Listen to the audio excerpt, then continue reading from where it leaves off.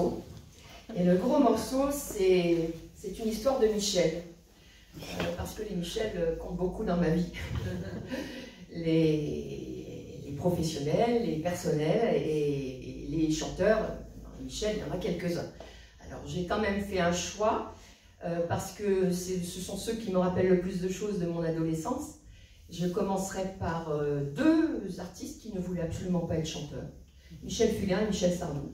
Ils s'étaient destinés tous les deux à une carrière, l'un de cinéaste pour Michel Fugain et l'autre de comédien. Mais voyant que les choses tournaient plutôt vinaigre, ils se sont lancés dans la chanson. Et Michel Fugain a d'ailleurs écrit beaucoup de titres pour Sardou. Et comme pour tous les autres artistes, il a fallu choisir. Donc j'ai choisi La Belle Histoire de Michel Fugain parce qu'en plus c'est une chanson dont il ne voulait pas. Il pensait que ça allait être une petite buette de l'été, qu'on n'entendrait plus parler de cette chanson après l'été. Et en venant de vacances, il découvre avec stupeur que cette chanson a traversé les continents et que tout le monde chante La Belle Histoire à la radio. Et il a coutume de dire d'ailleurs que c'est cette première chanson qui lui a payé sa première maison. Donc La Belle Histoire.